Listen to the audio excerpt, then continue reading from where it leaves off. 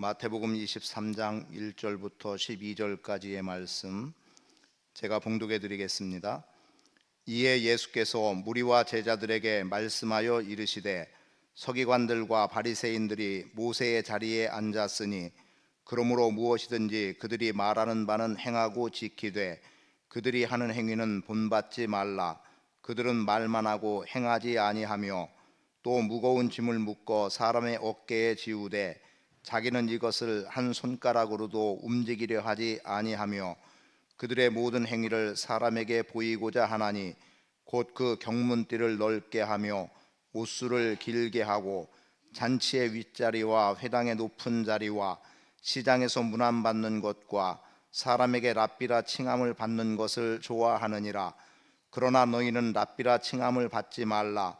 너희 선생은 하나요 너희는 다 형제니라. 땅에 있는 자를 아버지라 하지 말라. 너희의 아버지는 한 분이시니 곧 하늘에 계신 이시니라. 또한 지도자라 칭함을 받지 말라. 너희의 지도자는 한 분이시니 곧 그리스도시니라. 너희 중에 큰 자는 너희를 섬기는 자가 되어야 하리라. 누구든지 자기를 높이는 자는 낮아지고 누구든지 자기를 낮추는 자는 높아지리라. 아멘.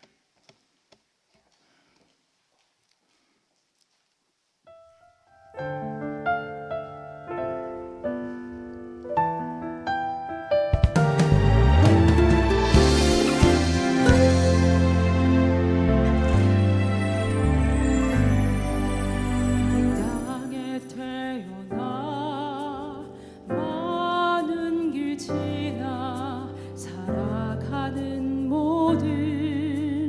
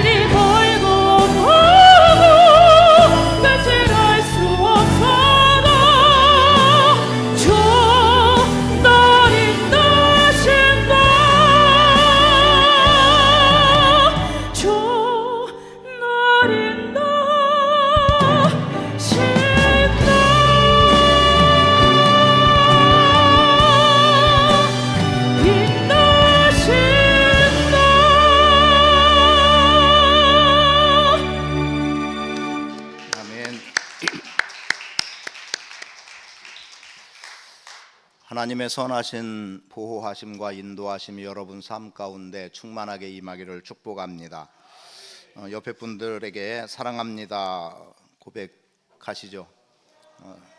우리는 사랑으로 하나 되는 교회입니다. 간혹 우리는 누군가의 말이 현실성이 없어 보이거나 또는 지나치게 과장됐다는 생각이 들면 야 뻥치지 마 이런 표현을 쓸 때가 있습니다. 뻥치는 것을 사실로 받을 때는 때때로 위험성이 있기도 하지만 그 뻥이 악의적이지 않은 때는 그나마 웃음으로 끝나버리기 때문에 그냥 보통 해프닝이라고 말을 하기도 하고, 그래서 어쩌면 즐거움을 안겨주기도 합니다. 그래서인지 모르지만 말 그대로 뻥은 뻥일 수밖에 없습니다. 뻥친다라고 하는 말은 대부분 우리의 언어적인 측면에서 표현되어지고 있기 때문에 오늘 우리가 어떤 말이 누군가에게는 표현 그대로 뻥으로 들려지기도 하고 누군가에는 뻥임에도 불구하고 진실로 들려지기도 하고 또는 그냥 농담 정도로 끝내버리는 이러한 일이 있기도 합니다. 하지만 누군가의 말을 빌려서 말하자면 믿음으로 뻥을 치자라는 말을 했어요. 한 목사님이 그렇게 표현을 했는데 그것은 다름에 있지 않고 성경에 나와 있는 인물들이 믿음으로 뻥친 사람들이 있다는 거죠. 어찌 보면 과장이고 과연 그게 될 법이나 한 소리냐, 현실성 없어 보이는 말이기 때문에 뻥이라고 하겠지만, 그런데 믿음으로 뻥을 친 것은 그대로 결과를 보게 되더라고요. 그 중에 하나가 민수기 14장에 기록되어 있는 여호수아와 갈렙의 이야기. 이스라엘 백성들이 가나안 땅을 정탐하도록 지파마다 2명씩의 짝을 지어서 이제 한 명씩 보내서 그들의 땅을 정탐하게 합니다. 그리고 정탐한 이후에 12명의 정탐꾼들이 모세와 아론 앞에서 정탐한 내용을 보고하게 되지요. 그때의 10명의 정탐꾼들은 그들이 눈에 본 그대로를 이야기를 하지요. 그들의 성읍은 견고하고 도시는 아름답다는 겁니다. 그리고 그 사람들은 기골이 장대해서 우리가 그들을 이길 수 없다는 거죠. 승산 없는 전쟁일 수밖에 없는 거예요. 하지만 그 땅은 정말 하나님께서 약속으로 말씀해 주신 대로 젖과 꿀이 흐르는 땅이기 때문에 그곳에서 나는 산물은 참으로 대단히 아름답고 크고 풍족합니다. 그래서 그들이 가지고 온 게 뭐였습니까? 포도송이, 석류들을 가지고 왔는데 포도송이는 2사람 정도가 어깨에 메고 올 만큼 아주 풍성했음을 보여주고 있죠. 그리고 이와는 달리 우리는 그래서 전쟁에 나가서 이길 수 없다, 우리는 도무지 저들과 싸워본들 승산 없으니까 안 된다라고 하는 악평을 하는 10명의 정탐꾼들과는 달리 여호수아와 갈렙은 아니라는 겁니다. 우리는 능히 그 땅을 차지할 수 있다는 거지요. 그리고 오히려 우리는 그들이 우리의 밥이다 라고 이렇게 말해요. 뻥이죠. 어떻게 그들이 이스라엘 사람들의 밥이 될 수 있겠습니까? 오히려 자기들이 정복해 들어가야 될 가나안의 원주민들, 그들 앞에 자신들이 밥일 수밖에 없는 존재임에도 불구하고 그들은 뻥을 쳤던 겁니다. 우리는 능히 이길 수 있다. 그런데 이것이 뻥이 아닌 이유는 그 다음의 말이 중요한 거예요. 그들의 보호자는 그들에게서 떠났고 여호와는 우리와 함께 하신다는 거였습니다. 그러니까 다른 10명의 정탐꾼들과는 달리 이 2명의 정탐꾼은 현실을 넘어서 그 배후에 함께하고 계시는 하나님을 보았기 때문에 저들은 우리의 밥이라고 뻥을 칠 수 있었던 겁니다. 그런데 그 뻥이 거짓이 아닌 진실이었고, 그리고 그것은 그대로 결과로 나타나졌다라는 거죠. 여호와 우리 하나님은 우리와 함께 하신다. 우리의 눈은 그 너머를 볼 수 있어야 됩니다. 현실만 보는 눈이 아니라, 그리고 현실에 입각한 말이 아니라 그 너머를 바라볼 줄 아는, 그래서 우리의 배후에 하나님이 계시다는 것, 하나님은 우리와 함께 하시다는 것을 보는 그 말은 곧 행동으로 이어질 수 있는 거고, 그 행동은 열매를 가져오게 돼 있습니다. 다윗의 경우는 어떻습니까? 아직은 군대에 나갈 수 없는 나이였기 때문에 형들은 군대 나갔지만 다윗은 아버지 밑에서 양을 치면서 아버지를 도왔습니다. 그러던 어느 날 전장터에 나가 있는 형들에게 음식을 좀 가져다 주도록 아버지의 심부름으로 블레셋과의 전쟁이 있는 전장터에 나갔어요. 사울왕의 지휘 아래 블레셋과 이스라엘은 전쟁을 치르게 됩니다. 그런데 도무지 이스라엘이 블레셋을 이길 수 없는 것은 블레셋 사람 중에 골리앗이라고 하는 거대한 사람이 있었습니다. 그를 누구 하나 건드릴 수 없고 그를 바라보는 것만으로도 이스라엘 백성들은 오금이 저리는 현실 앞에 놓여 있었습니다. 그리고 어떻게 합니까? 그들은 이스라엘을 조롱하는 거죠. 그런데 단순한 이스라엘이 아니라 이스라엘의 하나님을 조롱하는 거예요. 이 말을 들은 다윗이 당당하게 앞서서 무엇라고 말합니까?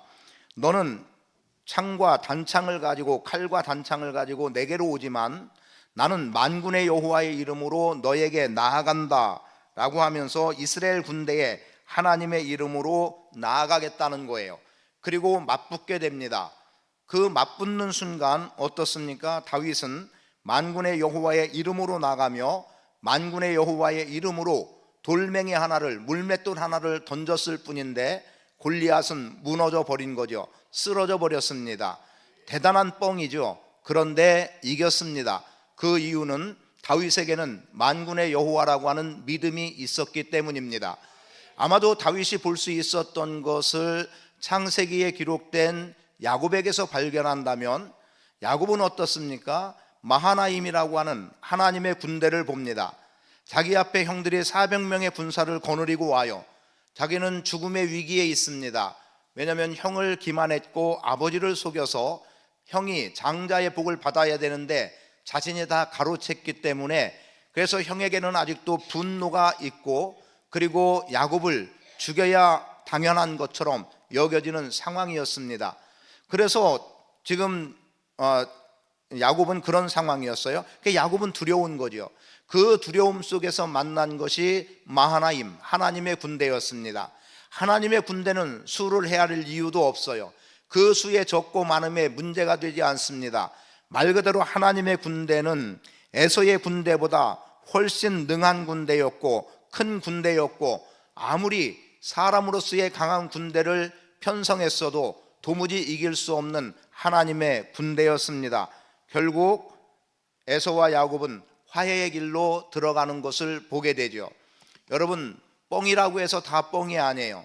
우리가 보기에는 뻥치는 소리지만 믿음으로 뻥을 칠 때는 믿음대로 되어지는 결과를 하나님은 보게 하신다는 거죠. 만군의 여호와의 이름, 그분의 이름이 힘이고 그분의 이름이 능력이고 말 그대로 이스라엘 군대의 하나님이기 때문에 이스라엘은 약해도 군대를 편성하는 하나님은, 이스라엘 군대를 움직이는 하나님은 강하신 하나님이십니다. 그래서 여러분, 말이라고 하는 것 대단히 중요하고요.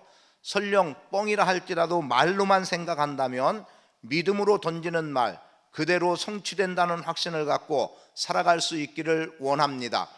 그러나 오늘 본문의 말씀은 사실은 말이 아닌 행동을 요구하고 있는 내용이 기록이 되어 있습니다. 어떤 내용입니까? 지금 서기관과 바리새인들, 서기관들로 말하면 율법을 연구하고 율법을 가르치는 사람들입니다. 그들은 율법에 능한 사람이라고 말할 수 있습니다. 바리새인들은 어떻습니까? 그들은 율법을 잘 지켜 행하는 사람들이었습니다. 달리 말하면 율법대로 사는 사람이라고 말할 수 있는 거예요. 그런데 그들에 대해서 예수님이 뭐라고 말씀하냐면 그들은 모세의 자리에 앉았다는 거예요. 그러면서 그들이 말하는 것, 그것은 너희가 듣고 그대로 행하고 지켜라. 그러나 그들의 말이 아닌 그들의 행동은 너희가 결코 배워서는 안 된다. 그 행위를 따라서는 안 된다라고 하는 거예요. 그럼 벌써 이해가 되죠? 서기관과 바리새인들은 말은 옳은 말을 했지만 또 당연한 말을 했고 그래야만 하는 말을 했지만 그들은 그래야만 하는 말에 따른 삶이 오지 않았다는 거예요. 행동에 따르지 않았다는 거예요. 말은 유창해요. 그런데 행위로 보여지는 것은 아무것도 없다.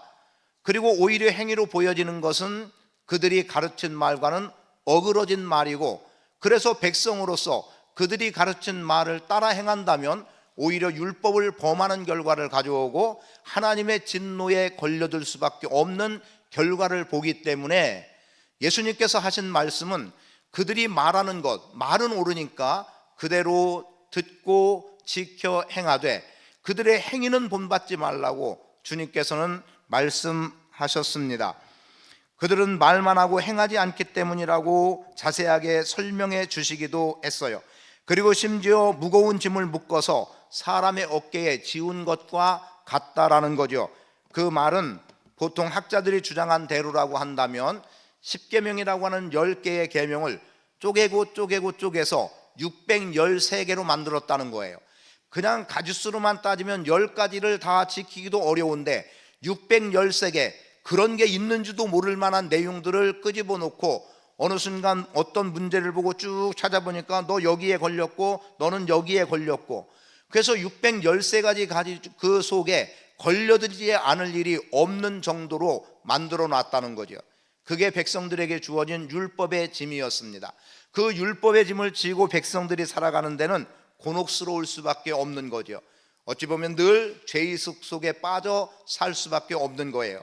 왜냐하면 그들도 그 율법의 말씀, 쪼개진 계명들을 볼 때, 그 쪼개진 규칙들을 볼 때 아이고 나 이거 범했네, 이거 범했네, 이거 범했네. 그래서 뭔가 해놓은 게 있음에도 불구하고 무엇 하나 범한 것 때문에, 지키지 못한 것 때문에, 어긴 것 때문에 오히려 압박이 되고 짐이 되고 눌리는 인생으로 살게 되더라는 겁니다. 자, 그들의 말 어떻습니까? 그들의 말은 말 그대로 옳은 말입니다. 바른 말이에요. 율법을 연구하고 율법대로 살겠다는 사람들이기 때문에, 율법을 주장하는 사람들이기 때문에 그들의 입에서 나오는 말은 어디 하나 어그러진 게 없는 사실이었고, 또 넘어가 본다면 그것을 진실이라고도 말할 수 있겠지만 엄밀히 말하면 행위가 따르지 않은 말은 진실일 수 없게 된 거죠. 그래서 주님은 말씀한 거예요. 그들의 말은 듣고 지키되 행하고 지키되 그들이 하는 행위는 본받지 말라라고 말씀합니다. 자, 보세요. 그들이 모세의 자리에 앉았다. 여러 가지로 이해할 수 있을 것 같습니다. 그 중에 첫 번째 보여지는 대로라고 하면 회당에는 율법을 가르치는 선생의 자리가 있었다는 거죠. 지금으로 말하면 강단이라고 말할 수 있어요. 여기에 앉고 여기에 서기를 즐거워했습니다. 그리고 이 자리에 앉아서 율법을 가르치니까 어때요? 여기는 영적인 권위가 주어졌겠죠. 그리고 이것은 하나님이 대신하는 말씀으로 들려지니까 백성들은 말을 들어야 됐어요. 그런데 이 말대로 행하고 살기는 너무나도 어려워요. 그러나 그것은 하나님의 말씀이기 때문에, 율법의 말씀이기 때문에 듣습니다. 모세의 의자, 자리, 또 어떤 개념이 될 수 있을까요? 모세를 대표한다고 말할 수 있어요. 하나님께서 모세를 통해 율법을 주셨는데 지금 율법 선생을 통해서 율법의 말씀이 백성들의 귀에 들려지게 했어요. 그 자리를 말할 수도 있겠습니다. 그러니까 여러 가지 모양으로 해석할 수 있는 모세의 자리, 그런데 서기관과 바리새인들은 그 자리에 앉아서 말하기를 즐거워했던 사람이라는 것을 알 수 있습니다. 아니면은 그 자리는 말 그대로 율법의 권위가 서는 자리였겠죠. 그러니까 그들은 율법의 말씀을 전했던 거예요. 그런데 그들은 말은 옳았지만, 그래서 진실된 말로 여겨지는 가르침은 있었지만, 그래서 그들이 하는 말은 다 듣고 행해야 되는 거였지만 그들의 행위는 따르지 않는 말뿐이었다는 겁니다. 실제로 오늘 우리가 삶을 살아감에 있어서도 마찬가지죠. 말은 얼마든지 포장되고 과장시켜서 남이 듣기 좋은 말, 야 저거 대단한 말이다 말할 수 있겠습니다. 그러나 여러분, 말은 그렇게 풍성하게 해도 결국 삶으로 나타나지 않으면 무슨 소용이 있느냐는 거죠. 여러분, 매 주일 나와서 하나님을 예배한다고 하는데, 예배는 하는데 하나님이 원하시는 삶을 살아가지 않는다면 하나님 앞에 한다는 예배는 무엇입니까? 그냥 행위일 뿐일까요? 아니면 그래야만 될 것 같아서일까요? 오늘 우리는 다 살아낼 수는 없다고 전제합니다. 그건 어쩔 수 없어요. 그러나 그렇게 살려고 하는 몸부림이나 애씀이 우리 안에 실제로 있느냐는 거죠. 제가 간혹 우리 교회학교 아이들 얘기, 그것도 유치부 애들 이야기를 간간히 할 때가 있습니다. 어제도 요 아래쪽에서 소리가 나서 문을 열었더니 그 서연이하고 이름 그대로 하는 거 괜찮죠? 서연이하고 도연이 둘이 요 아래쪽에 있는 거예요. 아마도 2층 공사하는 것 때문에 왔던 것 같습니다. 그래서 제가 불러서 누구냐 하고 했더니 올라오더라고요. 그래서 여기 더 오라고. 그리고 제가 초콜릿 준비됐던 초콜릿 2개를 하나씩 나눠줬어요. 나눠주느라고 했더니 서연이는 받았어요. 초콜릿 준 거 기분 상하실까? 이상한다고 잘 안 먹이기도 하는데, 그런데 도연이가 안 먹겠다는 거예요. 사실 그 초콜릿은요, 도연이가 좋아한다고 해서 전에 수십 개 사는 것 중에 남은 거였거든요. 근데 안 먹는다고 해서 의외다 싶었어요. 그런데 하는 말이 병원이라고 했나 의사라고 했나 정확한 기억은 없어요. 의사가 먹지 말랬다는 거예요. 그리고 이렇게 서연이 파티 어제 이렇게 했단 말이에요. 야, 그때 제가 느낀 게 그거예요. 의사 선생님이 초콜릿을 먹으면 안 된다라고 아마도 이렇게 표현을 했겠지요. 그러니까 아이도 그대로 따라서 아니라는 거예요. 그래서 제가 어떻게 했겠습니까? 서연이만 줄 수 없어서 또 찾아봤더니 젤리가 또 몇 개 있었어요. 그래서 젤리를 주고 또 서연이는 젤리도 하나 더 주게 됐죠. 자, 아이 어떻습니까?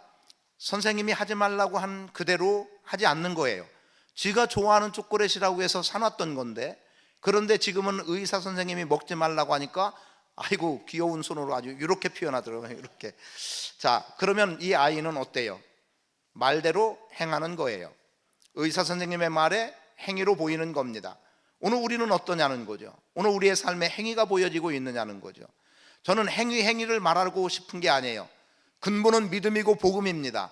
그러나 그 복음과 믿음 속에서 오늘 우리가 믿음을 보일 수 있고 복음이 살아 움직이게 하는 내 삶이 얼마나 있느냐는 거죠.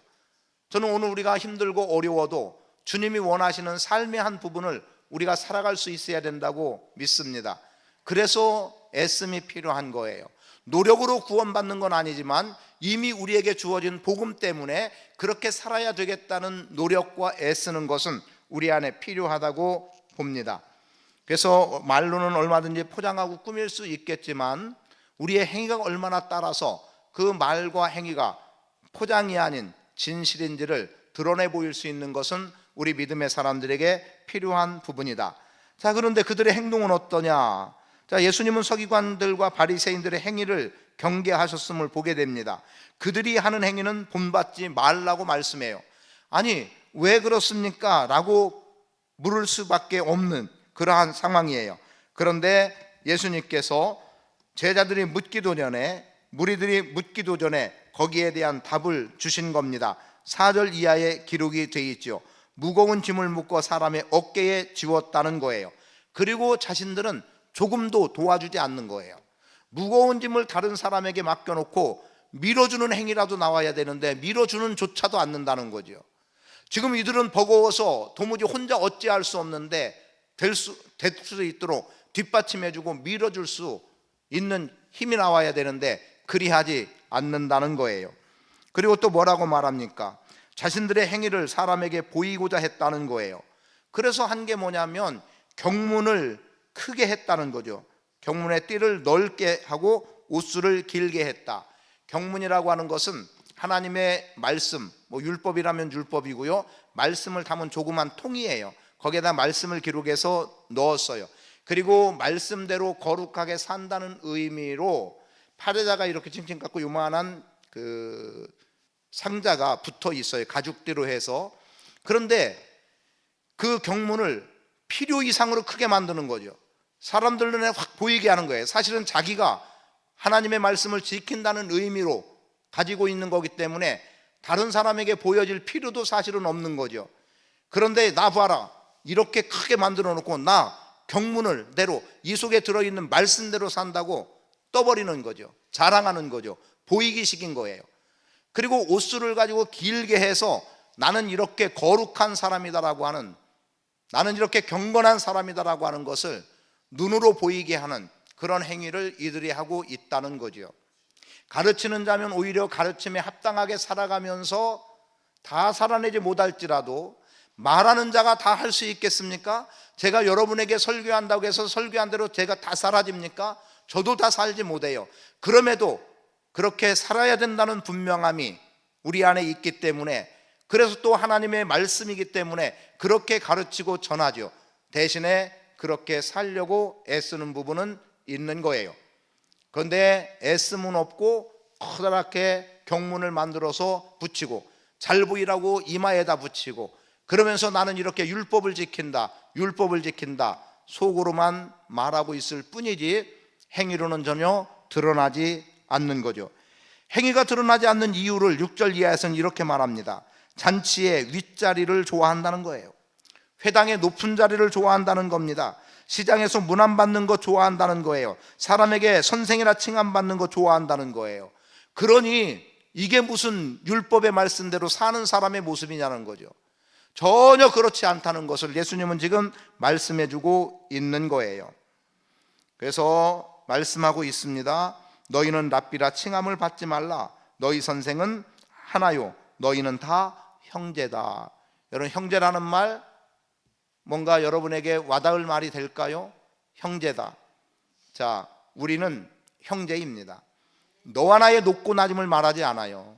물론 오늘 우리는 나이가 있고 거기에 따른 예의상으로라도, 그래서 내 윗사람과 아랫사람에 대해서 대하는 태도의 다름은 분명히 있겠지만, 나는 큰 자니까 너 나 마땅히 섬겨야 돼가 아닌 거예요.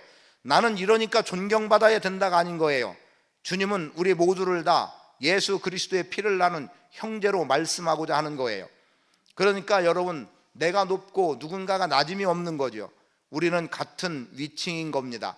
하나님 앞에서 우리는 같은 위치예요. 형제요 자매인 거예요. 너는 높고 너는 낮고의 개념으로 주님은 우리를 하대하거나 높이거나 하지 않는다는 사실입니다. 그래서 선생은 하나다. 그 선생은 누구겠습니까? 당연히 하나님이시겠죠. 그런 측면에서 너희는 다 형제라고 말해요. 또 이어서도 말씀하죠. 땅에 있는 자를 아버지라 하지 마라. 하늘에 계시니가 아버지시라고 말하고 있고, 또 지도자라 칭하지 말라. 지도자는 그리스도라고 말하고 있습니다. 그러면서 주신 말씀이 뭐예요? 너희 중에 큰 자는 너희를 섬기는 자가 되어야 하리라. 그럼 서기관과 바리새인들은 큰 자라고 불려진다면 그들은 섬기는 자가 되어야 되는데, 섬기는 자가 아니라 섬김받는 자리에서 문안받기를 원하고 칭함받기를 원하고 높은 자리를 원하고 상석을 원했던 사람들이라는 거죠. 그러니까 그들의 행동은 결코 본받아서는 안 된다, 그 행위를 너희가 따라가면 안 된다라고 주님은 그들의 행동을 지적하셨던 겁니다. 그들은 자신들이 지키지 못할 규정들을 만들어서 백성들을 무거운 짐만 지우고 죄의식 속에 빠져 살아가게 만들고, 하나님을 믿는다는 게 도무지 믿을 수 없다는 무거움으로 나갈 수밖에 없는 지경을 만들고 그랬던 사람들이에요. 말만 하고 행하지 않았습니다. 말만 하고 행하지 않는 것 거짓이고 위선이고요, 말만 하고 행하지 않는 것 무성한 무화과 나무와 똑같은 거예요. 예수님이 무화과 나무에서 무화과 열매를 바라셨어요. 근데 보니까 잎은 무성한데 열매는 없어요. 저는 이 말을 어떤 면에서 즐겨하는 것 중에 하나는 말만 무성하다, 입이 무성한 것을 말만 무성함으로 해요. 잎사귀는 무성한데 열매가 없다. 말은 풍족한데, 말은 풍요로운데 도대체 삶은 뭐냐, 이렇게 된다면 잎만 무성한 무화과 나무일 수밖에 없습니다. 지금 서기관과 바리새인들이 잎만 무성한 무화과 나무였습니다. 근데 그 무화과 나무 어떻게 됩니까? 예수님이 저주하죠. 다음 날 보았더니 말라 죽어 있어요. 실제로 마태복음 7장, 마태복음 7장이 배경이죠. 7장에 보면 열매로 그들을 알지니라고 말하죠. 그러면서 좋은 나무가 나쁜 열매를 맺을 수 없고 나쁜 나무가 좋은 열매를 맺을 수 없다는 거예요. 좋은 나무는 좋은 열매, 나쁜 나무는 나쁜 열매를 맺게 돼 있어요. 그리고 나쁜 열매를 맺는 나무에는 찍혀 불에 던져진다고 말하고 있습니다. 잎만 무성한 무화과 나무 저주받고 죽었습니다. 경고로 말씀드리는 것이 아니라 하나님의 말씀인 거예요. 여러분, 율법의 권위는 결국 위선을 낳고요, 과도한 규칙은 백성들을 고통하게 만들었고요, 말하는 자들의 말이니까 분명히 그건 답이었어요. 그보다 더한 정답 없습니다. 그런데 행할 수 없는 게 돼버리고 말았고 구속과 짐이 되고 말았어요. 겸하여 또 한 번 두 아이의 이야기를 한다면, 저에게 어제 밖에서 물어요. 여기 누워도 돼요? 앉아서 물었어요. 누워도 되냐는 거예요. 그런데 그냥 저기 왜 뭐라고 해요? 거기 올라오도록 만든 것, 거기에서 그래서 눕는 것은 이라고 제가 말도 끝나기 전에 벌써 서연이가 가서 벌렁 누워버렸어요. 그러니까 서연이는 그런 행동을 안 할 거라고 생각을 했어요. 그런데 눕고요, 얼마나 밝게 웃었는지 몰라요. 그런데 그러면 안 된다라고 하는 정답은 필요 없었어요. 그의 웃음은 이미 자유였고 그는 기쁘고 그 순간이 행복한 거예요. 근데 우리는 정답으로 묶어놓지 않습니까? 아이들은 이 정답의 틀을 깨고 자유롭기를 원하는데 우리는 정답이라고 묶어놓고 안 된다로 규정하고 있는 게 우리의 현실이라는 거죠. 서기관과 바리새인들이 그 삶을 살았어요. 그러니 행위는 본받지 말라는 거죠. 잘했다는 거예요. 서연이 혹시 또 잘못 알아들을까 봐. 어제 얼마나 밝았는지 몰라요. 정말 기쁘고 즐겁게요, 그렇게 짧은 시간이지만 그렇게 보냈어요. 그게 자유입니다. 그게 삶이고 그게 진실이에요. 그게 행동이에요. 오늘 우리는 그런 행동을 보일 수 있어야 됩니다. 근데 우리는 정답이라고 하는 말 한마디로 우리 스스로를 묶어놓고 더 나아가지 못하게 하고 제한해버리고 클 수 있는 것을 끊어버리는 이런 일들이 얼마나 많이 있는지 모릅니다. 그래서 우리의 행동, 삶의 방향을 좀 찾아보기를 원합니다. 성경은 말씀합니다. 마태복음 7장 16절이네요. 열매로 그들을 알지니. 여러분, 성경이 말씀하는 바 열매로 그들을 안다고 말해요. 그 말은 행위로 그들을 안다는 겁니다. 어떻게 행위는 보여진 거예요. 그 보여짐 속에서 그렇구나, 저것이 맞구나 보는 거죠. 좋은 나무 좋은 열매 맺을 수 없고 나쁜 나무는 나쁜 열매를 좋은 나무는 좋은 열매를 맺고 나쁜 나무는 나쁜 열매를 맺게 돼 있어요. 그런데 말씀드린 그대로 좋은 열매를 맺지 않는 나무는 모두 찍혀 불에 던져진다는 거죠. 말만 무성한, 입만 무성한 무화과나무 돼서는 안 됩니다. 여러분, 큰 자 되기를 원합니까? 큰 자 되기를 원한다면 말씀 그대로 11절 말씀을 주의해야 됩니다. 너희 중에 큰 자는 너희를 섬기는 자가 되어야 하리라. 여러분 큰 자 되기 원하는 이유가 뭐예요? 나 대접받고 싶다는 거죠. 나 인사받고 싶다는 거죠. 누군가 나에게 박수 쳐주기를 원한다는 거죠. 나 저 상석에 앉아서 거드름 한번 피워보겠다는 거죠. 그런데 주님은 오히려 그것이 아니라 네가 큰 자라면 상석에 앉지 말고 오히려 말석에 앉으라는 거예요. 말석에 앉았을 때 주인이 와서 선생님 왜 이곳에 앉아 계십니까? 선생님 자리는 저 위쪽에 있습니다, 저곳에 있습니다 라고 그렇게 안내하면 그 자리에 있던 모든 사람들이 저 사람이 누구길래, 저 사람 대단한 사람이다, 오히려 그렇게 보여지는 것 아니겠습니까? 그런데 상석에 앉을 자격 없는 자가 상석에 앉았다가 주인이 와서 죄송한데요, 이 자리는 누가 앉으실 자리입니다, 저 아래로 좀 내려가시면 어떨까요? 정중하게 표현하더라도 그것은 부끄러움일 뿐인 거예요. 그러니까 오늘 우리가 크고자 한다면 낮아지라는 거고요, 작은 자가 되라는 거예요. 그래서 저는 여러분을 섬기는 자로 살아가는 삶의 방향을 설정할 수 있기를 원합니다. 작은 자의 삶을 살아낼 수 있기를 원합니다. 언행이 일치한다, 쉬운 일은 아니겠습니다만 말과 행동이 일치한 삶을 살도록 힘쓰는 것 우리에게 필요합니다. 그래서 행함은 할 수 없는 10마디 말보다 한 가지만이라도 행할 수 있는 행동으로 나가는 것 우리에게 필요합니다. 그리고 여러분이 낮아져 보십시오. 어떻게 해주세요? 하나님이 높여주신다고 12절에 약속하고 있습니다.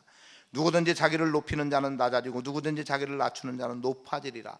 여러분, 주님이 높여주시면 되는 거죠. 사람이 설령 알아주지 않더라도 주님이 알아주시면 되는 거예요. 제가 요한계시록 말씀 속에서 내가 너를 안다, 이 말에 위로를 받는데요, 사람들은 다 몰라줘요. 핍박에 박해를 받고 고통하니까 뭔가 잘못된 것 같고 잘못한 것 같을지 모르지만 주님은 고통받는 백성들을 향해서 내가 너를 안다, 너의 수고를 알고 너의 인내를 알고 너의 눈물을 알고 네가 어떻게 살았는지를 내가 안다, 너 신앙 지키기 위해서 이 고난과 역경 박해 속에 있다는 거 내가 안다는 거죠. 주님이 아시면 되는 거예요. 주님이 아시면 되는 겁니다. 주님이 여러분을 높여주실 겁니다. 여러분, 말, 당연히 좋은 말, 선한 말, 그리고 해야 되는 말 해야 되겠지만 말만으로 끝나지 말자는 거예요. 그래서 제목에 말이냐 행동이냐는 말만으로 끝나서는 안 된다. 선한 말, 좋은 말, 살리는 말 당연히 해야 되죠. 그러나 행동이 따르지 않는 말로만 끝나버리는 것은 그다지 유익하지 않다는 겁니다. 말로만 하는 것은 오히려 짐이고, 말로만 하는 것은 오히려 누군가를 해하게 만드는 어려움일 수도 있습니다. 여러분, 삶의 방향 바로 잡을 수 있게 되기를 축복합니다. 행위로 나가겠다는 믿음의 결단을 하고 살아갈 수 있는 심령들 되시기를 축복합니다. 찬송가 455장 하나님께 올려드리며 봉헌하겠습니다.